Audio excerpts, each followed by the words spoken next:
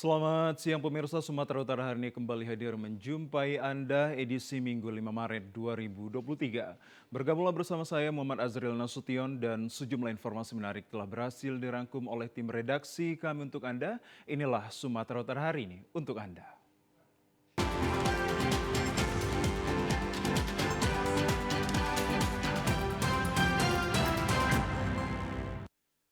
Pemirsa, di informasi yang pertama, Polda Sumatera Utara memberikan penjelasan terkait diamankannya seorang pria yang membawa 3,9 kg narkoba jenis sabu-sabu ke dalam bandara. Polda Sumatera Utara menjelaskan terkait penangkapan seorang pria yang kedapatan membawa narkoba jenis sabu seberat 3,9 kg yang disimpan di dalam koper, dijelaskan Polda Sumatera Utara kemarin. Pelaku yang diketahui bernama Abdul Hadid, warga Provinsi Aceh yang ditangkap polisi dan petugas Bandara Kuala Namu karena membawa narkoba jenis sabu-sabu yang disimpan di dalam koper.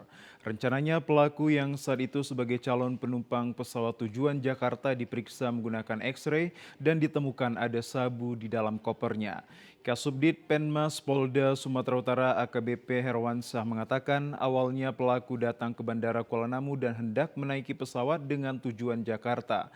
Namun petugas yang merasa curiga dengan gerak-gerik pelaku langsung menghampiri dan meminta untuk diperiksa isi kopernya. Setelah diperiksa didapati narkoba tersebut disimpan bersama dengan celana pelaku. Menurut pengakuan pelaku, barang haram tersebut dipesan oleh salah seorang pria berinisial P di Jakarta.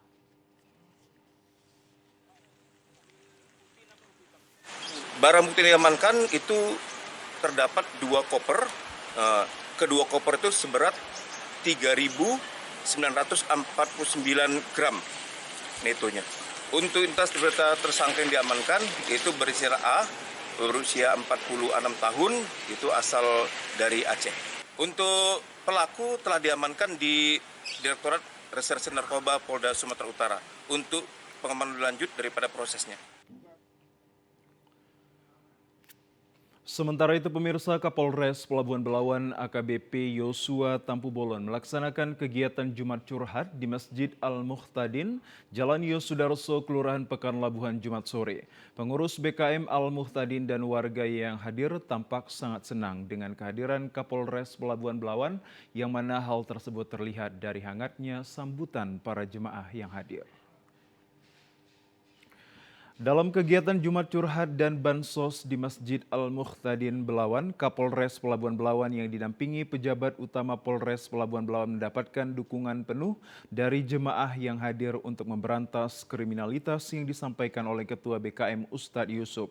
Kapolres mengatakan selain mempererat silaturahmi, kegiatan Jumat Curhat ini dilaksanakan juga dalam rangka menciptakan situasi Kaptibmas agar wilayah hukum Polres Pelabuhan Belawan tetap tercipta dalam keadaan aman dan kondusif, terutama terkait tawuran.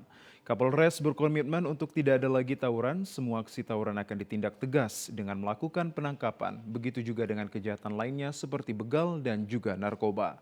Kapolres juga meminta dukungan warga apabila mengetahui suatu tindak pidana untuk langsung menghubungi pihak Polres Pelabuhan Belawan, baik melalui Babin Kaptimas melalui Polsek Belawan. Ya, yang intinya nanti secara bersama-sama akan menciptakan rasa keamanan, ya, dan tentunya dalam rangka menyambut bulan suci Ramadan ini kami sudah sepakat dan berkomitmen, ya, tidak ada lagi yang namanya tawuran, ya, kriminalitas, narkoba, balap liar, begal. Kami akan memerangi dan kami dari Polres akan bertindak tegas, ya, untuk memproses para pelaku. Jadi dalam kesempatan ini kami juga menghimbau kepada masyarakat, ya, untuk mengikuti semua aturan dan ketentuan yang berlaku agar nantinya di bulan 3 menjelang bulan suci Ramadan ini semuanya dalam keadaan aman. Demikian, masyarakat harus mau patuh hukum, terutama orang tua yang mempunyai anak-anak. Tolong diawasi anak-anaknya. Sementara itu pada kesempatan tersebut Kapolres juga membagikan bantuan sembako kepada pengurus BKM, warga kurang mampu dan anak yatim yang hadir dalam kegiatan tersebut serta memberikan bingkisan makanan ringan kepada seluruh anak-anak yang hadir. Kita ke informasi lainnya pemirsa, proses pencarian oleh tim SAR gabungan terhadap seorang santriwati Ponpes Ahmad Bashir, Tapanuli Selatan yang hilang terseret derasnya arus sungai Parsariran masih terus dilakukan. Namun hingga sampai saat ini korban belum juga ditemukan. Dengan menggunakan perahu, tim petugas gabungan TNI Polri dan BPBD Tapanuli Selatan terus berupaya melakukan pencarian terhadap santriwati pondok pesantren yang hilang akibat terseret arus sungai Parsariran Kabupaten Tapanuli Selatan. Pencarian korban tersebut dilakukan dengan cara penyisiran mulai dari lokasi awal kejadian sampai dengan ke hilir sungai hingga ke Sungai Batang Toru. Guna mempercepat proses pencarian, petugas membagi menjadi 3 tahapan, yakni pagi ke siang, siang ke sore, dan tahapan ketiga dari sore hingga malam hari. Sebelumnya, kejadian tersebut berawal saat hujan deras mengguyur Kabupaten Tapsel pada Jumat siang yang mengakibatkan air sungai Parsariran yang berada di Kecamatan Batang Toru meluap. Akibat luapan tersebut, 6 santri pondok pesantren Syekh Ahmad Bashir hanyut terseret arus sungai tersebut. Ke-6 santri tersebut yakni Silha Daulay, 13 tahun, Serina Zua Syahnina Siregar, Windy Hutapea, Amanda Rambe, Juria, Disra Novia yang masing-masing berusia 12 tahun yang sedang mandi di sungai yang berada di lingkungan pondok pesantren. Pemirsa, informasi lainnya akan kami hadirkan usai jeda pariwara berikut ini.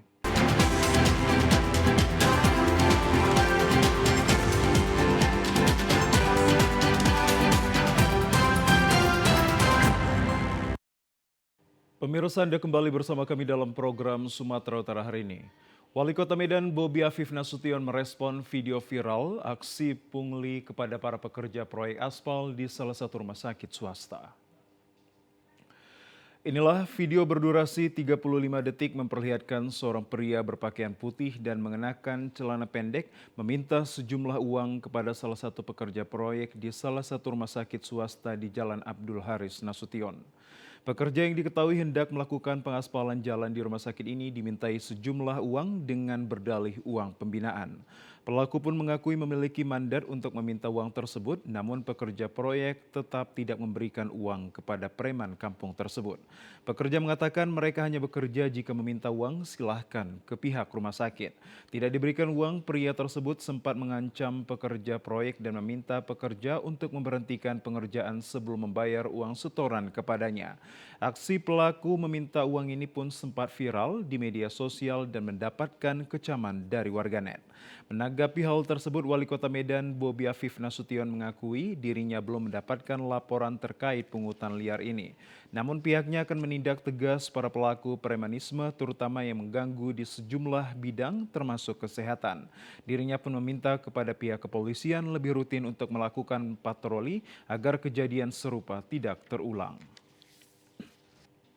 Jalan, nanti coba saya cek ya, saya belum dapat laporan.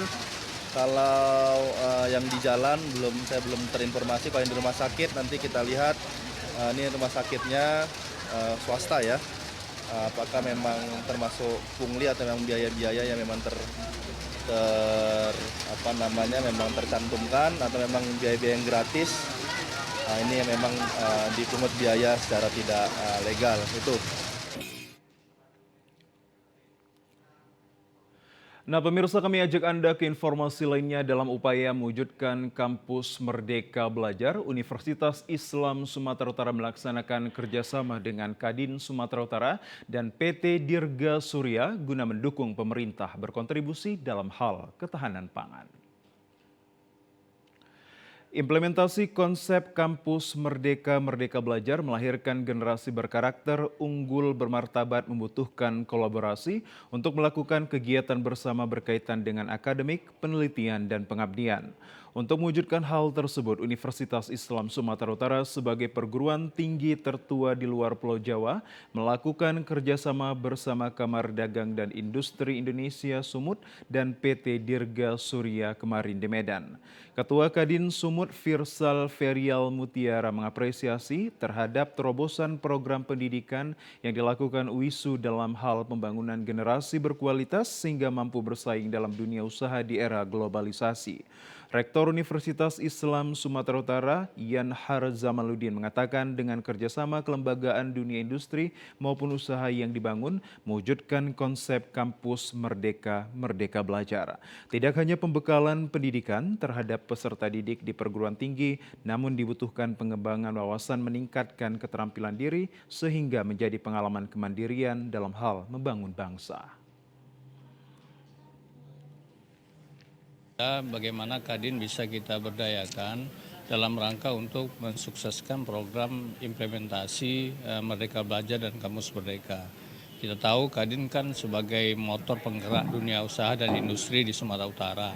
Tentunya mereka punya akses yang cukup kuat ke dunia usaha dan industri. Nah, kelemahan kita yang tidak bisa menembus dunia usaha dan industri, maka melalui Kadin diharapkan bisa menjadi pintu masuk kita kepada agar mahasiswa-mahasiswa kita bisa beraktivitas di luar kampus. Sementara itu, Direktur PT Dirga Surya Isvan F. Fakhrudin mengatakan sinergitas melibatkan UISU dapat meningkatkan produksi beras berkualitas mendukung ketahanan pangan di Sumatera Utara. Ini tadi itu ada beberapa formasi terhadap studi-studi kelayakan yang bisa ataupun naskah akademis yang bisa kami kerjasamakan. Itu mungkin paling utama kami ini kan. Dan kalau namanya kami juga penjual, kan kami menjual beras sekarang ya kan. Kami akan masuk ke seluruh sektor-sektor yang ada di Sumatera Utara ini. Implementasi UISU melibatkan industri merupakan dalam upaya melahirkan lulusan berkarakter, unggul, dan berakhlak mulia di era globalisasi.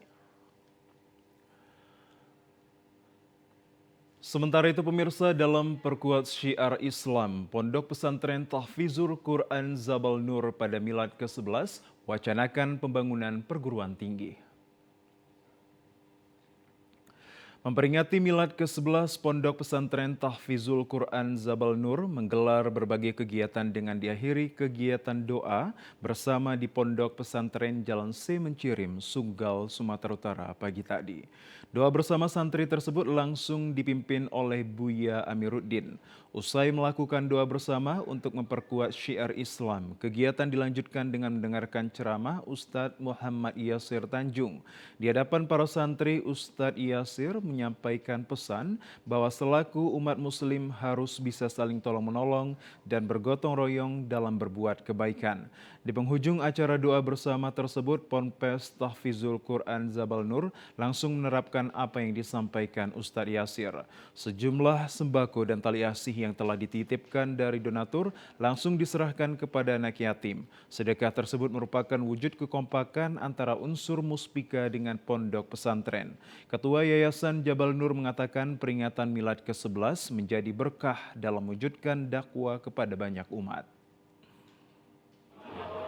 Bicara kalau tadi itu hanya SMA, tapi ya, saya yakin saya dengan dorongan Pak Ulin Pane kita teruskan menjadi universitas nanti, insya Allah, menjadi universitas insya Allah, Universitas Jabal Nur. Dan murid yang tadinya kata Pak Erwin 27 orang mulanya pertama, sekarang sudah 2.100 lebih. Subhanallah, ini akan meningkat terus. Dimulai dari kemarin, dari mulai hari Kamis, Jumat, Sabtu, 3 hari. Dimulai bersama Quran. Yang kemarin ada bazar di sini. Bazar itu sangat banyak membantu. Jadi kemarin itu yang hadir dari seluruhnya lebih kurang pesertanya lebih kurang 1.000 lebih. Musabaqah begitu antusiasnya. Peserta dari tafsir pun ada. Ya, di batu bara. Ini insya Allah tahun depan akan kita buat lebih banyak lagi. Sementara itu peringatan Milad ke-11 ini juga turut diramaikan dengan serangkaian kegiatan MTQ, yakni perlombaan kaligrafi, menggambar, tilawah, syahril, fahmil, tahfiz, dan surat pendek. Pemirsa, informasi dari Tanjung Balai akan kami hadirkan usai jeda pariwara berikut ini. Tetaplah bersama kami.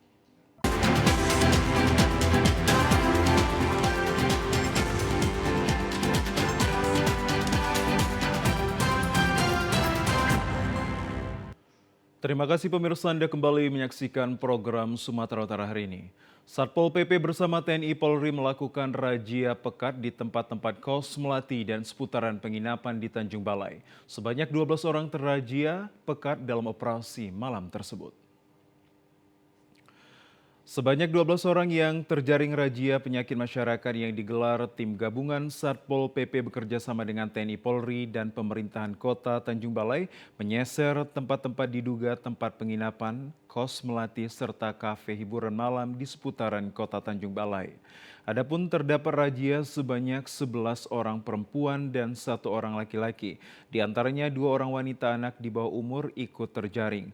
Kepala Bidang Penegakan Hukum dan Perundang-undangan Satpol PP Kota Tanjung Balai, Fitriandi mengatakan bahwa untuk anak di bawah umur yang diamankan ke kantor Satpol PP Kota Tanjung Balai akan diserahkan ke Dinas Pemberdayaan Perempuan dan Anak Kota Tanjung Balai untuk dilakukan bimbingan. Sementara untuk 10 lainnya lagi akan dilakukan pembinaan dan pendataan di kantor Satpol PP Kota Tanjung Balai. Setelah didata yang terjaring razia gabungan Satpol PP dan TNI Polri, sebanyak 12 orang tersebut melakukan pembinaan dan menghadirkan ustadz untuk diberikan ceramah agar pasangan bukan suami istri dan lainnya tersebut yang berada di kafe hiburan malam maupun di penginapan tobat menjalani hidup yang lebih baik ke depannya.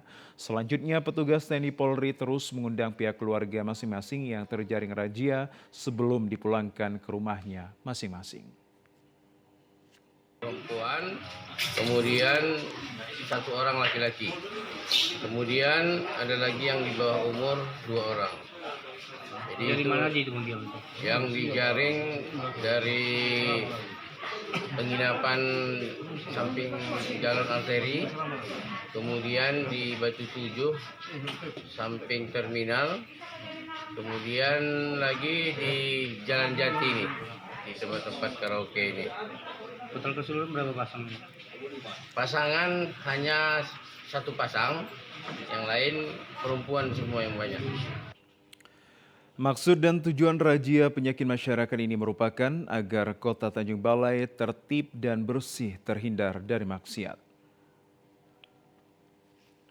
Kita ke informasi lainnya pemirsa, sebuah rumah yang menjadi penyimpanan barang di Jalan Haji Misbah, Kota Kisaran, Kabupaten Asahan ludes terbakar. Kebakaran diduga akibat pembakaran sampah di samping rumah tersebut. Kepulan asap tebal dan kobaran api besar melahap 1 unit rumah di Jalan Haji Misbah, Kota Kisaran, Kabupaten Asahan. Rumah semi permanen ini dengan cepat ludes terbakar akibat banyaknya barang mudah terbakar seperti kayu dan kardus. Petugas yang mendapat informasi kebakaran langsung turun berjibaku memadamkan api agar tidak merambat ke rumah para warga lainnya yang berdekatan. Petugas Damkar Asahan sebanyak 2 unit mobil pemadam kebakaran dikerahkan ke lokasi dan api berhasil dipadamkan 2 jam kemudian. Kebakaran terjadi diduga akibat pembakaran sampah ban yang berada di samping rumah. Kami langsung melakukan pemadaman. Api kami dapatkan tadi atau kami dapat informasinya api berasal dari bakaran sampah yang ada di samping atau di belakang rumah. Sementara itu tidak banyak barang yang bisa diselamatkan karena saat kebakaran keadaan pintu tertutup tanpa dihuni. Kerugian ditaksir mencapai puluhan juta rupiah. Di informasi lainnya pemirsa, sebanyak 265 karateka asal Kabupaten Langkat dan Kota Binjai kemarin siang bersaing di kejuaraan Institut Karate Do Nasional atau Inkanas.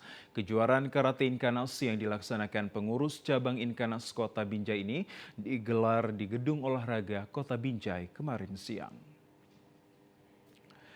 Kejuaraan karate yang diikuti 13 dojo dari Kota Binjai dan Kabupaten Langkat ini mempertandingkan 8 kelas kata dan 36 kelas komite dengan tujuan penjaringan atlet muda berbakat yang nantinya akan mewakili daerah dan mengharumkan nama Kota Binjai maupun Kabupaten Langkat. Selain itu, kejuaraan karate ini juga menjaring atlet berkualitas yang nantinya akan dididik dengan program jangka panjang sehingga bisa menjadi aset Kota Binjai dan Inkanas Sumut. Meski Meski masih terlihat muda belia, para atlet cilik ini tidak takut untuk melakukan kontak fisik dengan lawan tandingnya dengan body protector yang lengkap. Panitia Harul Azman mengatakan kejuaraan karate ini merupakan program Inkanas antar dojo yang dilakukan secara rutin dengan harapan terciptanya bibit muda berbakat yang nantinya akan mewakili Kota Binjai dan Kabupaten Langkat baik di ajang daerah, nasional maupun internasional. Melaksanakan kegiatan kejuaraan karate antar dojo se-Binjai Langkat. Targetnya kita akan menyaring anak-anak kita se-Binjai Langkat ini untuk bibit-bibit yang akan kita saring, kita melakukan TC. Ya, setelah pertandingan yang selesai, nanti ada bibit yang bagus, itu akan kita TC-kan jangka panjang. Sementara itu, Ketua Komtek Inkanas Kota Binjai, El Syuhairi Alamsyah mengatakan prestasi para atlet Inkanas Kota Binjai patut dibanggakan. Di antaranya meraih 3 medali emas pada kejuaraan daerah Forki Sumatera Utara, bahkan O2SN tingkat nasional yang juga meraih juara. 265 karateka yang ada dojo-dojo di Kota Binjai dan Kabupaten Langkat. Kejuaraan Inkanas antar dojo Kota Binjai dan Langkat ini salah satu program dari perguruan Inkanas Kota Binjai yang nantinya kita coba jaring hasil dari atlet ini untuk kita didik jangka panjang. Mudah-mudahan nanti ke depan bisa jadi aset buat Forki Kota Binjai, juga untuk Inkanas Sumatera Utara. Dengan adanya kejuaraan karate ini diharapkan pembinaan dojo-dojo yang ada semakin berkembang dan para atlet tetap berlatih lebih giat. Ya pemirsa, jika Anda ke Medan pasti akan sering mendengar pajak sebagai ganti dari pasar tradisional. Di Kota Medan banyak terdapat pasar atau pajak, salah satunya adalah pajak USU yang menjual beragam jenis barang dan jasa. Pasar Pajus memiliki luas 4. Pajus berada di Jalan Jamin Ginting Pajus berada di Jalan Jamin Ginting, Padang Bulan, Medan. Lokasinya dekat dengan Universitas Sumatera Utara yang biasa diasumsikan masyarakat singkatan dari pajak USU.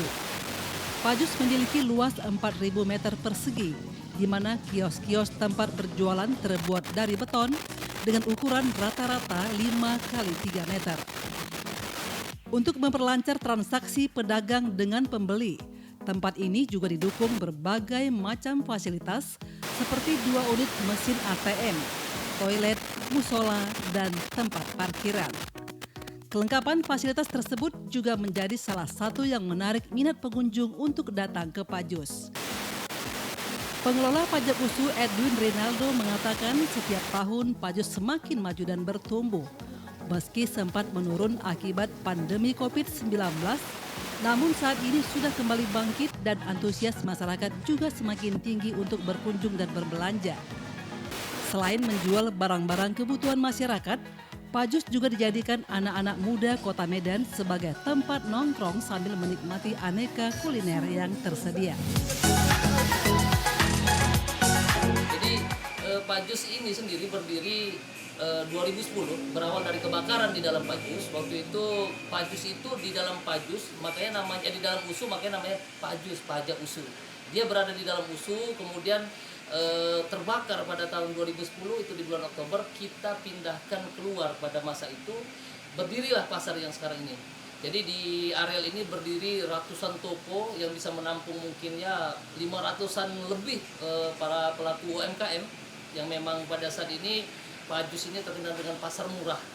Dulu Pajus ini hanya tempat berjualan yang ada beberapa stand-stand kaki lima. Ya, jadi sekarang ini stand-stand PKL makanan yang kemudian di 2010 berawal dari pandemik terjadinya penurunan ekonomi, kemudian terjadinya penurunan daya beli.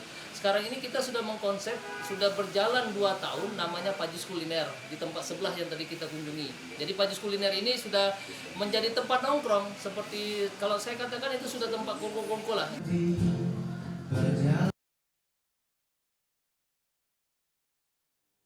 Pemirsa, penataan lingkungan merupakan suatu kegiatan di lingkup pemukiman yang bertujuan membangun lingkungan fisik yang sehat, tertib, dan selaras, serta lestari yang mana ingin mengentaskan diri dari kata kumuh. Seperti keberadaan kampung selfie yang berada di lingkungan 1 Kelurahan Anggrung, Medan Polonia, kawasan yang dikenal kumuh dan dijadikan sarang penjual narkotika saat ini menjadi sebuah ikon wisata baru yang ada di kota Medan. Sehingga siapa saja bisa datang ke sini dengan membuat ganggang swafoto bersama warga setempat. Pihak kelurahan bersama warga menyulap tembok dengan seni lukis mural.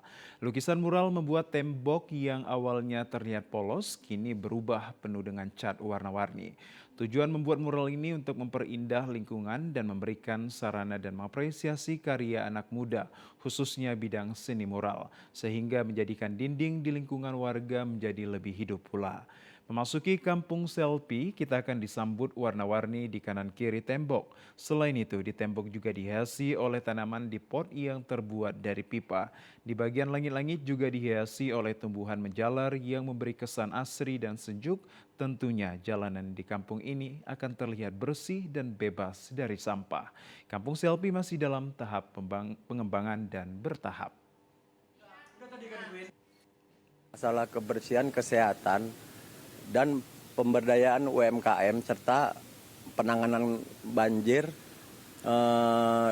dan masalah kesehatan. Di sini antara 5 program itu kami meningkatkan program Pak Wali Kota, salah satunya ada produk UMKM. Di sini UMKM kami termasuk yaitu jahit-menjahit serta kuliner. Memaintenance-nya, maksudnya perawatannya ya kami memberikan yang terbaik gitu perawatannya. Maksudnya ke depannya nanti ini memang menjadi yang terbaik lagi gitu. Sementara itu, warga Kelurahan Anggrung Ruhut Hutayan memberikan apresiasi program penataan yang dilakukan oleh pihak Kelurahan Anggrung. Dalam program penataan lingkungan, warga bersama petugas kelurahan selalu bersinergi dalam menjaga menata lingkungan karena hal tersebut merupakan unsur penting dalam hal keindahan, kesehatan, dan pencegahan, sehingga tidak mudah terserang berbagai penyakit.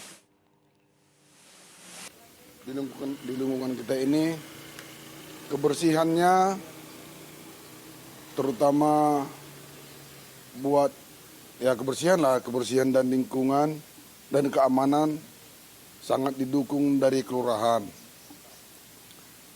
Nah, buat kebersihan dan pembersihan lingkungan juga turut berperan dari pihak kelurahan.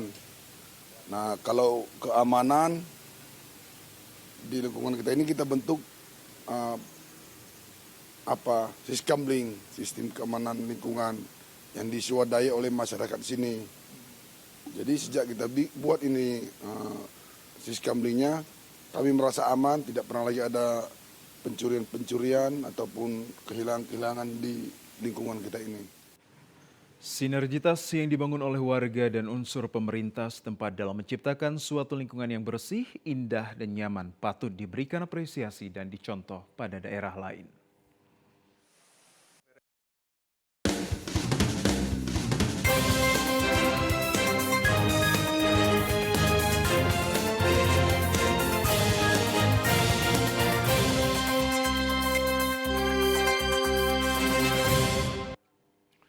Pemirsa, gangguan sinyal internet menjadi salah satu penghambat proses pencocokan dan penelitian pemilih pada pemilu 2024 oleh petugas Pantarlih di kota Lubuk Linggau. Gangguan sinyal seringkali dihadapi petugas Pantarlih Kota Lubuk Linggau ketika melakukan pencocokan dan penelitian pemilih di daerah pelosok yang masuk area blank spot. Gangguan muncul karena dalam prosesnya sebagian pencocokan dan penelitian dilakukan secara online melalui aplikasi e-Coklit. Kendati terdapat gangguan, Ketua KPU Lubuk Linggau, Taupandri, memastikan pelaksanaan coklit masih dapat dilakukan secara manual di kantor PPS atau di tempat yang ada sinyal untuk membuka aplikasi e-Coklit. Tadi seperti yang saya bicarakan tadi bahwa Di daerah yang ujung-ujung dia lakukan pendataan secara manual dulu, kemudian di daerah pada saat dia berada di PPS sudah dapat sinyal, baru dia akan melakukan e-coklat itu. Karena ya harus kita kalau misalnya tidak dapat sinyal juga tidak bisa paksakan di tempat harus kita e-coklat kan, percuma bayar mau bazir waktu yang dia gunakan. Jadi dia manual dulu, kemudian ditandatangani oleh yang bersangkutan, sudah data itu valid, tinggal lagi di PPS atau di rumah dia yang ada sinyal dia salin ke e-coklat. Topandri menjelaskan penerapan aplikasi e-coklat pada pemilu kali ini untuk mempermudah pihak KPU melakukan rekapitulasi daftar pemilih dalam satu server dan mengurangi terjadinya pemilih ganda. Dari Lubuk Linggau, Ferry Setiawan, TVRI Sumatera Selatan melaporkan. Sementara itu pemirsa, di informasi lainnya, Pagar Alam merupakan salah satu daerah penghasil kopi di Sumatera Selatan. Data BPS menyebutkan bahwa produksi kopi di Pagar Alam mencapai 12.782 ton per tahun.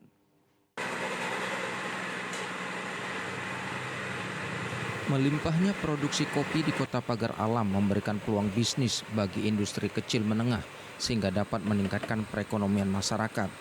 Dedi Kurniawan, pengelola kopi pasca panen, menilai dengan produksi yang hampir mencapai 13.000 ton per tahun, masyarakat dapat berbisnis kopi bubuk, apalagi saat ini kopi telah menjadi gaya hidup.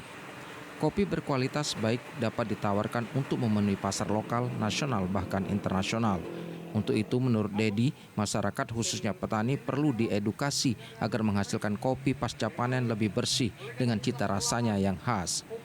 Yang menginspirasi saya dalam pengolahan kopi ini, pertama, bahan baku di Kota Pagar Alam ini sangat banyak dan melimpah. Terus yang kedua, mengedukasi masyarakat petani untuk lebih baik dalam memproses pasca panen agar lebih baik, lebih bersih, dan bisa menikmati kopi dengan lebih nikmat.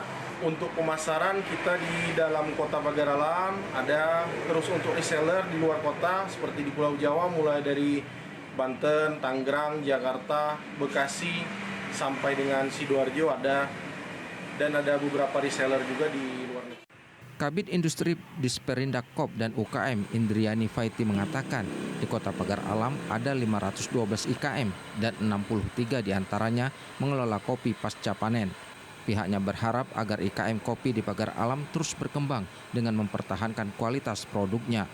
Ada 63 IKM untuk data tahun 2022 yang mendominasi industri olahan kopinya dan jadi bubuk kopi. Karena memang di Pagar Alam ini pertanian lebih ke pemerintah Kota Pagar Alam kan ada program stek kopi. Jadi stek kopi itu mungkin karena ada program itu jadi banyak petani yang menghasilkan kopi sehingga dari hasil kopi itu banyak yang bekerja sebagai industrinya membuat dari bahan baku menjadi olahan kopi. Tommy Adi Tobari, Tim Liputan TVRI Sumatera Selatan melaporkan. Kita menuju ke Kota Palembang, pemirsa. Pedagang di pasar tradisional kain khas Kota Palembang mengalami penurunan pendapatan akibat berkurangnya para pengunjung. Dampak pandemi COVID-19 masih dirasakan para pedagang di pasar tradisional kain khas Palembang, yang lebih dikenal oleh masyarakat dengan Pasar Kito. Menurut pedagang, kunjungan masyarakat maupun wisatawan masih belum menunjukkan peningkatan, membuat penjualan menurun dan belum stabil. Kalau kendala tuh banyak ya Mbak, apalagi ekonomi kita nih ngelemah ya. Sekarang kan ekonomi ngelemah kan, dan juga dampak dari COVID pun juga itu penurunan ekonomi itu juga sangat turun Mbak. Untuk mencapai stabil mungkin ada, yaitu dengan dibantu dengan media sosial juga kan, dengan penjualan online. Menurut Abdullah, selain dampak dari COVID-19, tidak aktifnya beberapa gedung di depan Pasar Kito, serta tutupnya salah satu pusat perbelanjaan juga berdampak pada seluruh toko yang ada di Pasar Kito. kalau setelah COVID itu ya masih juga masih berdampak. Tambah lagi waktu COVID kemarin susah kita. Selama 2 tahun itu ya susah. Pembeli tidak ada, yang jualan juga merosot jauh, stok banyak. 2 kali kita kena. Setelah corona sama gedung Ramayana itu tutup. Ya harapannya setelah COVID ini ya mudah-mudahan Ramayana itu bisa buka. Siapapun yang menempati tokonya itu, mau yang informal apa siapapun, yang pasti buka dulu. Mudah-mudahan ada titik terang bisa berdampak positif bagi kami di sini. Saya berharap ya kayak diarahkan tamu-tamu itu diarahkan lagi untuk menuju ke Ramayana sini, Pasar Kito. Pedagang di Pasar Kito menjual beraneka ragam jenis kain khas Palembang seperti songket, jumputan, tajung dan berbagai fashion serta aksesoris lainnya. Pedagang mengharapkan pemerintah dapat membantu menggairahkan kembali kunjungan masyarakat dan wisatawan serta memfungsikan kembali gedung-gedung di sekitarnya. Regita Ditarifani, TVRI Sumsel melaporkan. Sementara itu pemirsa, di Provinsi Bengkulu pasca ambruknya sivil kawasan Kota Tua yang berada di Kelurahan Pasar Bengkulu pada 23 Februari 2023 lalu ternyata menjadi sorotan aparat penegak hukum. Informasi terbaru, tim penyidik Satreskrim Polresta Bengkulu melakukan penyelidikan terkait ambruknya sivil kawasan tersebut.